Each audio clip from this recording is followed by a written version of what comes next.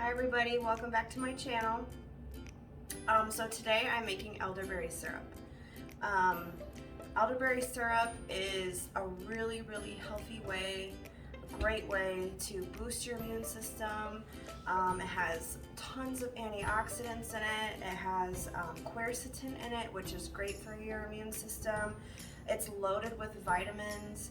My family takes elderberry syrup on a daily basis.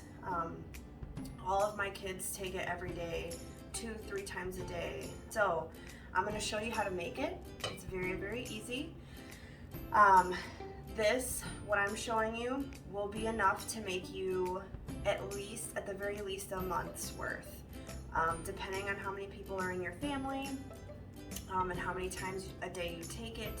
Everything here is what you're going to need, as well as a big pot, also a bowl with a strainer. Here's your elderberries. I get it from Frontier, a company called Frontier. I will include the link in the description box. I also like to use rosehips.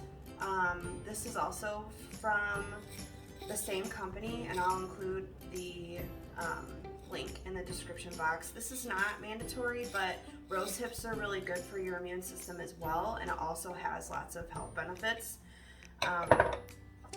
Ginger root, I like to get it from the health food store, and then I chop it up in pieces and I freeze it so it lasts a lot longer. Cinnamon, I like to buy it in bulk, the organic cinnamon sticks. A measuring glass. You want distilled water. Distilled is the cleanest water that you can use. And then a mug. And I also like to add, it's the Traditional Medicinals Echinacea Plus. This is just a great addition to the elderberry syrup, and I feel like it just kind of adds that, that extra little bit of boost to the immune system. I try to add as much as I can into this. All right, here we go. I will show you each step. All right, guys. First, I start with the water, and I base off of how much of the elderberries I put into it. So with this batch, I like to do 1.5 cups of elderberries. So for each half a cup of elderberries, I do 4 cups of water. So we're gonna do 12 cups of water with this.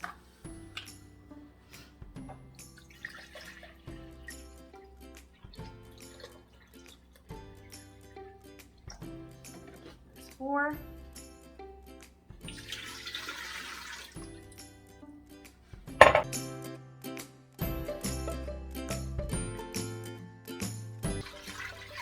The reason I'm adding water is because elderberries are toxic to eat raw.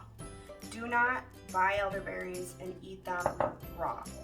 They are poisonous and you will get severely ill. So please do not eat them raw. If you find them on the side of the road, please do not eat them raw. These are dehydrated, and I boil them in the water for 45 minutes. So that's your first step.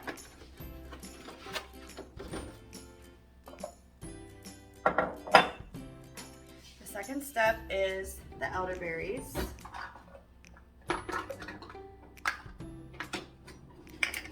So like I said, I like to do 1.5 cups of the elderberries.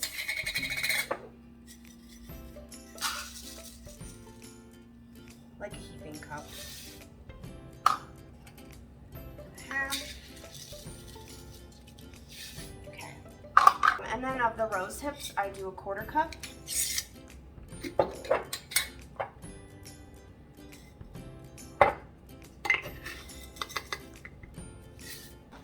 And then just grab one of your ginger root pieces, and then you can throw that back in the freezer. And then 1 cinnamon stick. Just throw it in. And then I also do allspice, and I throw throw about 12 balls of allspice in there.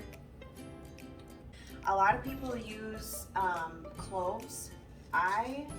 There are cloves in the allspice. I personally don't like the taste of clove.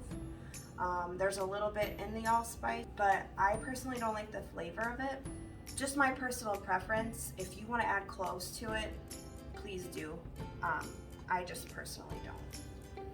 So we're gonna put it on the burner and just put it on high, and then you will leave it like this until it's boiling.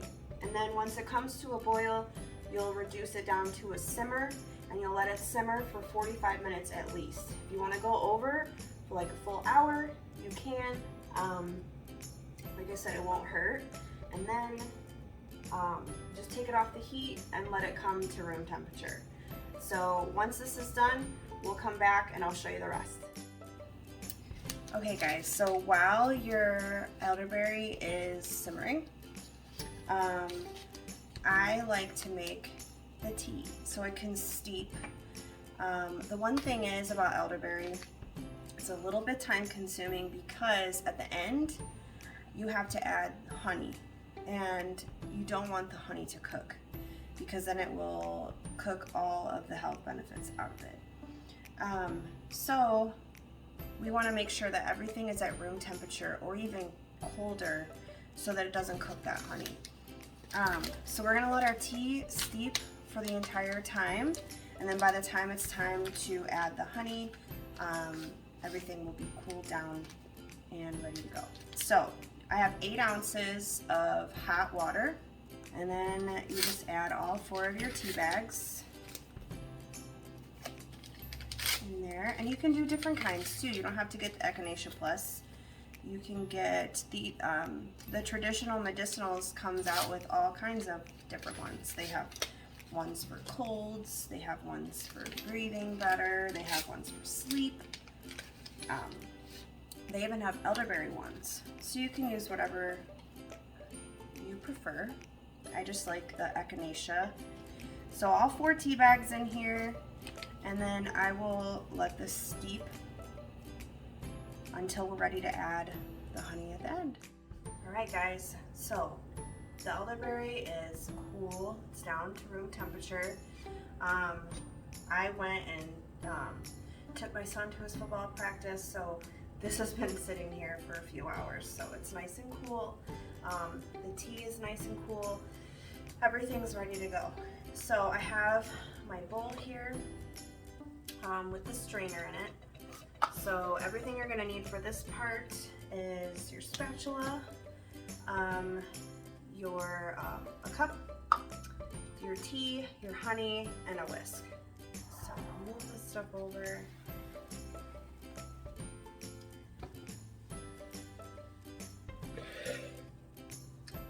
And then I just pour it all into the strainer.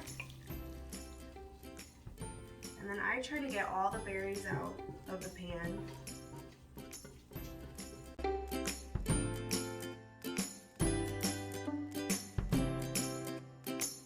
And lift the strainer up and then push all those berries because you want to squeeze all that stuff out of the elderberries and the rosehips. You want to get all of, because all the good stuff is inside the berries and you want to squeeze all of it out. Once you're done, you can just throw it away. There's, nothing you can do with what's left over. So now you have your elderberry syrup. You can add your tea.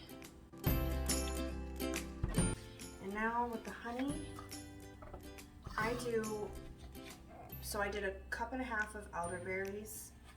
So I do 1 cup of honey per 1/2 cup of elderberries.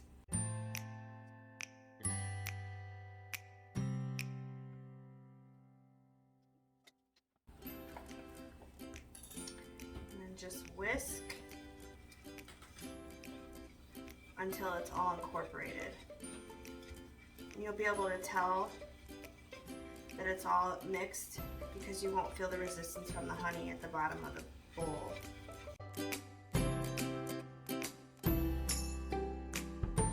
that's it. Your syrup is done, and then we'll put it into our jars.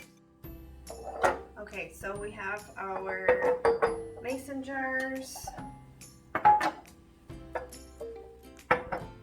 there may be an easier way to pouring elderberry syrup into the jars, but I haven't figured that out yet. So I just pour it in.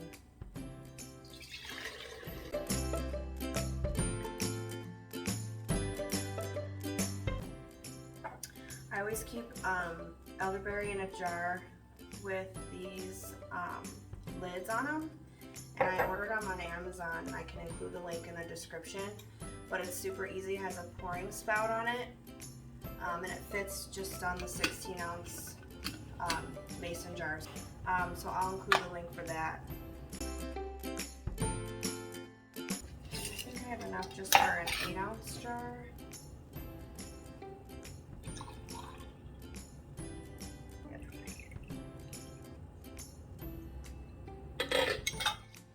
So like I said, this batch makes plenty of elderberry syrup. 2 32-ounce jars, a 16-ounce, and an 8-ounce. So like I said, this whole batch would last us at least 2 months, if not more than that. So there you go, that's it. Super easy, super fast. If you have any questions, just comment below and I'll respond to your questions. And that's it.